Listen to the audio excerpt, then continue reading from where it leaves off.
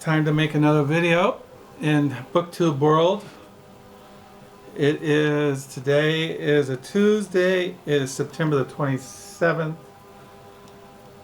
It is 8:13 at night here in West Michigan.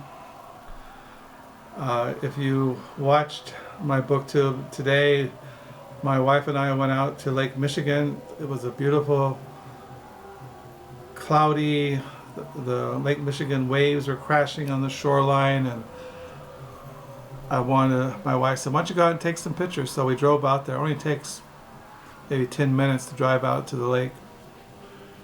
Surprisingly, I don't go to the Lake Michigan that often, maybe twice, 3 times a year, even though it's just down the road. Like I said, I'm kind of a hermit type. I like staying home, writing in my diary. Today was the 27th, and I wrote 3 pages, and I ended on page 812. So tomorrow, on the 28th of September, I'll be on 813. Lord willing, I don't get raptured. So yeah. So what I read today? Well, this morning,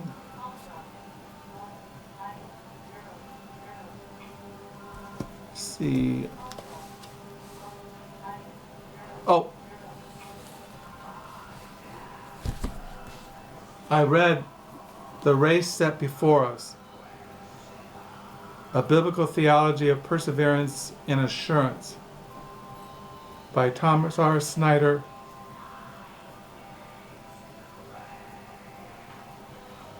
and Ardel B. Caneday.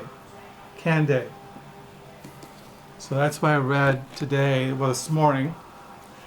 And this afternoon I read, what did I read this afternoon? I didn't bring the book over here. Hold on.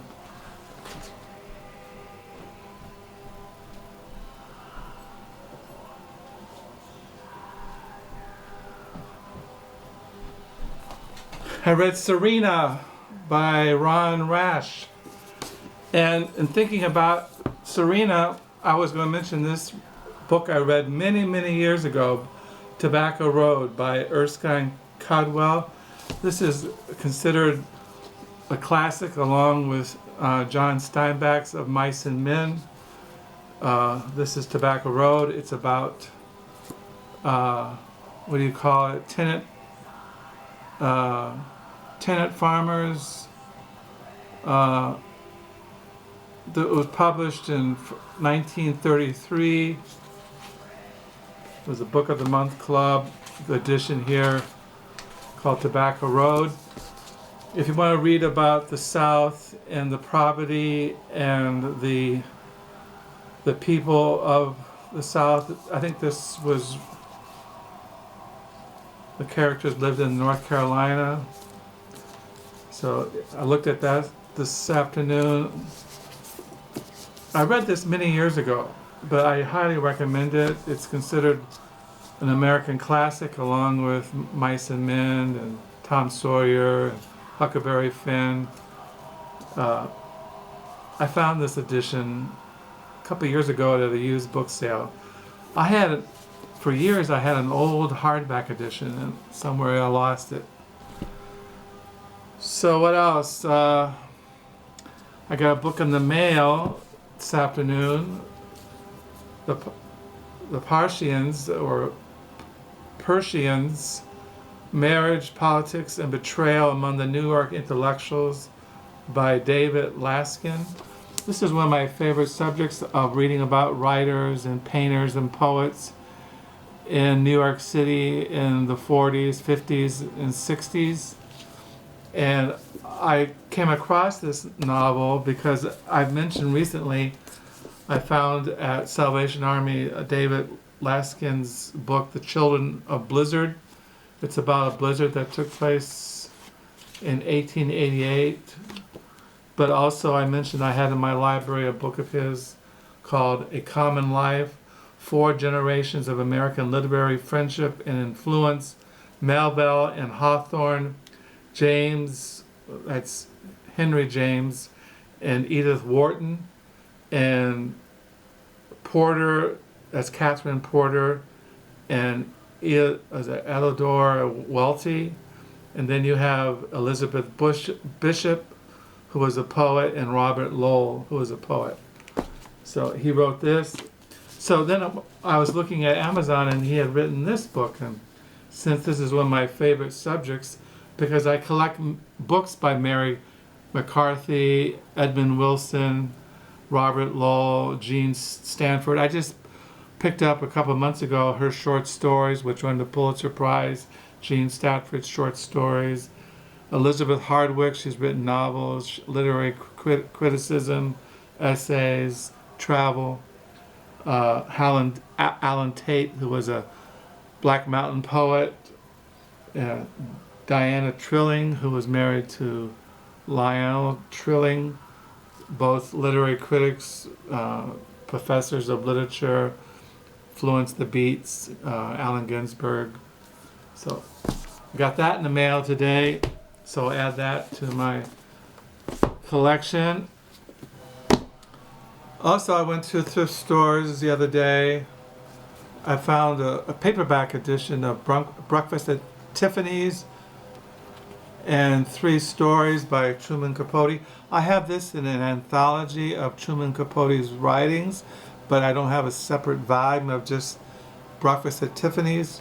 Remember, a couple of weeks ago, I got this at the library used bookstore for volunteering. 5th Avenue, 5 a.m. Audrey Hepburn, Breakfast at Tiffany's. You know, she made that famous movie based on this novella by Capote. Audrey Hepburn, Breakfast at Tiffany's, and The Dawn of the Modern Woman by Sam Wasson. So I wanted to put these together. I found this novel, Netherland, which I found already had in my library when I went to my library thing site to catalog it. This is Netherland by Joseph O'Neill, a New York Times book review best book of the year. I think it was published in, 2008. Got great reviews.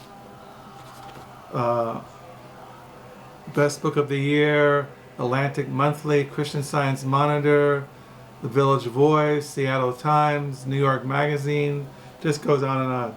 I already had a copy of it. I'll take this to the library used bookstore Saturday. And I found a novel called Lexicon by Max Berry.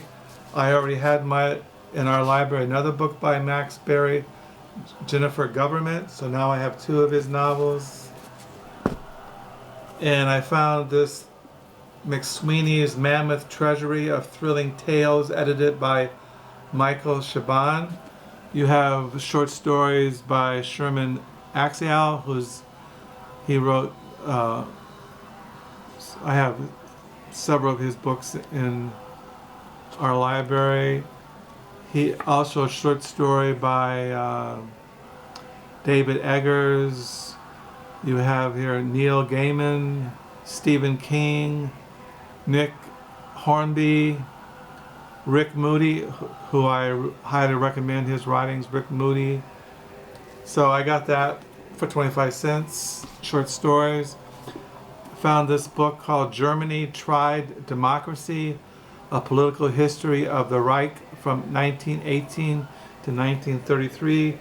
I collect books on Nazi Germany before the rise of the Second World War, and Hitler. This is written by S. William Halperin.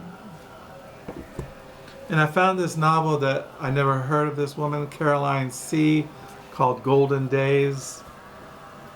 And I found this historical novel that takes place during the time of Stalin in Russia, One Night in Winter, which is based on some real historical event.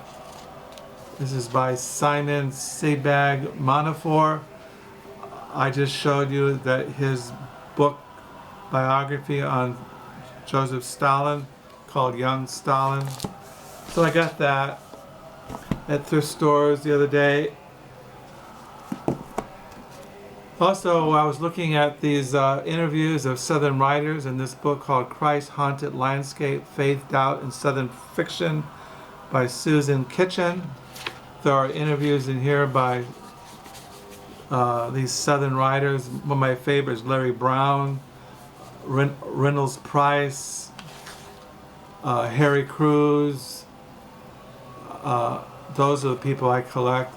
If you want to check this out, Christ Haunted Landscape, Faith and Doubt in Southern Fiction by Susan Ketchen. So yeah, my wife was gone for 4 days and she bought me a little gift.